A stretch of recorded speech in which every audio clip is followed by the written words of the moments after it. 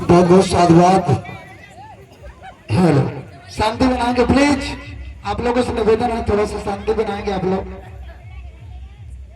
बहुत सारी बातें हो चुकी है, कुछ भी बाकी नहीं है, लेकिन काफी दूर से आया हूँ।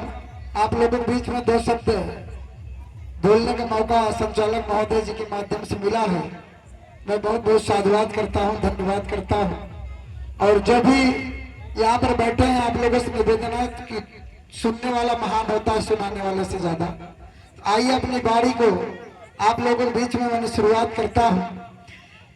हेलो, सर्वप्रथम विश्व में शांति का संदेश देने वाले करुणा के सागर महाकारुणिक भगवान बुद्धा को नमन करते हुए तमाम संतों गुरुओं महापुरुषों के विचारों को श्रद्धा सुमन अर्पित करते हुए अंधों को आंख देने वाले, बहरों को कान देने वाले, गूंगों को जुबान देने वाले, कस्तूरबा को सुहाग दान देने वाले, महात्मा गांधी को जीवन दान देने वाले, ये नारियों को सम्मान देने वाले, भारत के एक अनोखा प्यारा सा संविधान देने वाले, मानवता के मसीहा विश्व रत्न डॉक्टर बाबा साहब को नमन करते हुए आप सभी लोगों से सादर जय भीम, जय मूल्यवासी नमो बुद्धा करता हूँ। आइए दो शब्द आप लोगों के बीच में इतिहास तरफ कंसंट्रेट करना चाहूंगा। जितने लोग बैठे हैं यहाँ पर, कुछ लोग भोजन कर चुके, कुछ लोग भोजन कर रहे हैं, इधर ध्यान देना आप लोग। आज के 4000 वर्ष पहले संपूर्ण दुनिया में कैसी भयानक बीमारी फैली थी जिससे चारों तरफ वातावरण दूषित हो गया था। देवी देवताओं को खुश करने के लिए, भगवान को प्रसन्न करने के लिए अश्वमेघ यज्ञ, अजमेघ यज्ञ, गोमेघ यज्ञ, नरमेघ यज्ञ, सीधा जिंदा पशु पक्षियों बलि दिया गया था। कब? आज के 4000 वर्ष पहले।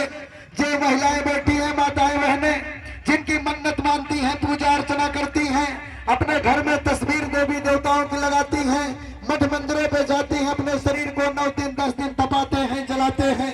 ऐसे देवी देवताओं को खुश करने के लिए महिलाओं और पुरुषों को जिंदा बलि दिया गया था। क्यों? उनके जो देवी देवता खुश रहे। विश्व की मानवता करा रही थी 563 ईसा पूर्व नेपाल की तराइन में राजा शुद्धोधन की पत्नी महामाया की कोख से एक ऐसे महामानव, ऐसे चिकित्सक का जन्म होता है जिनका बचपन का नाम राजकुमार सिद्धार्थ गौतम, पाली में इनका नाम सिद्ध, सिद्ध से सिद्धार्थ हो गए। कुछ दिनों बाद राजमहल त्याग कर मगध की धरती बोध गया में एक बोध वृक्ष के नीचे लगातार 5 वर्ष 6 माह 18 दिन लगातार शोध करने के बाद उन्होंने कैसी औषधि शोध करते हैं जो भी मानव समाज के लोग दुख दर्द से पीड़ित हैं, अगर विधिपूर्ण रूप से सेवन करेंगे तो अवश्य ठीक होंगे, जरूर ठीक होंगे।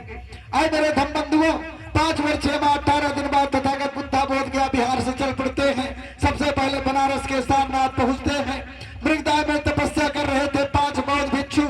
सबसे पहले उन्हें 5 लोगों को पिला दिए, बंद हो गए। 5 लोग निकल पड़ते पूरे भारत में, संपूर्ण दुनिया में, पूरे विश्व में टहल टहल कर घूम घूम कर औषधि पिलाना शुरू कर दिए। आज पूरे विश्व में 67 देश से ज्यादा बौद्ध देश है। ये भारत बौद्ध में, भारत देश बुद्ध की नगरी थी, बौद्ध धर्म चरम सीमा पे था। तमाम देश के लोग इस देश पे आक्रमण करते हैं। सिख आए, हुड़ आए, मुगल आए, अंग्रेज आए, आर्य आए, डच आए, पुर्तगाली आए, फ्रांसीसी आए, तमाम लोगों ने इस देश पे आक्रमण करते मेरे धर्म बंधुओं। लेकिन जब आर्यों का आक्रमण इस देश में होता है तो 100 सोने के सिक्के इनाम रख देते हैं। जो भी बौद्ध भिक्षुओं का सिर कलम करके लाएगा उसे 100 सोने की मोहरें दी जाएगी। 100 सोने के सिक्के के लालच में हमारे आपके धर्मगुरु बौद्ध भिक्षुओं को कत्लेआम कर दिया उन बेईमानों ने।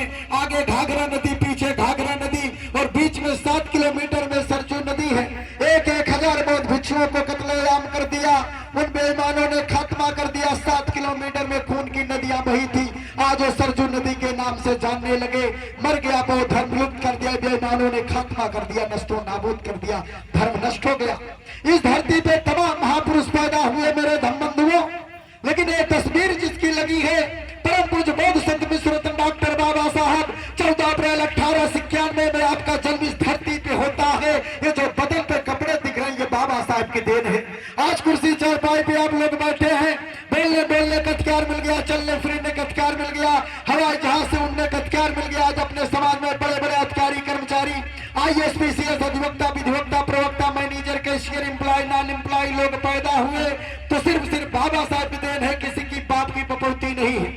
भूल जाए बड़े आप जो बड़े बड़े अधिकारी कर्मचारी समाज में पैदा हुए और सीना चौड़ा करते मैंने पढ़ लिख कर बहुत बड़ा अधिकारी कर्मचारी हो गया। अगर बाबा साहब पढ़ने लिखने का अधिकार नहीं दिए होते, राष्ट्रपिता ज्योतिबा फूले, राष्ट्रमाता सावित्रीबाई फूले अगर शिक्षा की ज्योति नहीं जलाई होती तो आज अपने समाज में कोई अधिकारी कर्मचारी नहीं होता। यही बाबा साहब सारे धर्मों को एनालिसिस करने के बाद 1935 में ओला के अंदर ऐलान करते हैं, धर्म परिवर्तन की बात करते हैं। यही बाबा साहब 14 अक्टूबर 1956 में नागपुर की धरती पर कई लाखों लोगों के साथ बौद्ध धर्म की दीक्षा ग्रहण करते हैं और बाबा साहब ने कहा मैं हिंदू धर्म में पैदा हुआ है, मेरे बस की बात नहीं है, लेकिन मैं हिंदू धर्म में मरूंगा नहीं, ये मेरे बस की बात है। तथागत बुद्धा ने कहा जिस किसी धर्म ग्रंथ में लिखी गई बात किस लिए नहीं मानना चाहिए, कोई साधु संत फकीर कहता है इसलिए नहीं मानना चाहिए। अपने इस दिमाग की तर्क की कसौटी पर कसिए, अगर खरा उतरता है तो मान लेना चाहिए, अन्यथा नहीं मानना चाहिए। अगर भारत में 2 धर्म 2 बराबर 4 होता है, अमेरिका इंग्लैंड रूस चले जाएंगे 2 + 2 = 4 होगा, 5 नहीं होगा, एक कैलकुलेशन है। एक वैज्ञानिक धर्म, एक मानवतावादी, एक सामान्यवादी धर्म है, जिसके तहत आप लोग आज 114वीं जयंती मना रहे हैं। आज इस पावन पवित्र धरती कनौली मुफ्तीगंज की धरती पर बहुत बहुत साधुवाद, बहुत बहुत धन्यवाद है। बहुत सारे वक्ता साथी बहुत सारी बात को कह गए, लेकिन आप लोग ध्यान देना, एक बात मैं बोलकर जा रहा हूं आप लोगों के बीच में। बाबा साहब ने अभी जो वक्ता साथी आते हैं, बाबा साहब ने क्या कहा, जो कोटेशन लिखा है ध्यान देना। बाबा साहब हमारे जो वक्ता साथी आते हैं मंच पर, वो 3 बात बोलकर चले जाते हैं। क्या बोलते हैं? बाबा साहब ने कहा मूल मंत्र में कोई कहता है, बाबा साहब ने कहा शिक्षित करो, संगठित करो, संघर्ष करो। कोई कहता शिक्षित हो, संगठित हो, संघर्ष करो। कोई कहता शिक्षित बनो, संगठित बनो, संघर्ष करो। तो यहाँ पर जितने लोग बैठे हैं, ये हमारे वक्ता साथी बोलकर उधर चले गए। बाबा साहब ने क्या कहा था?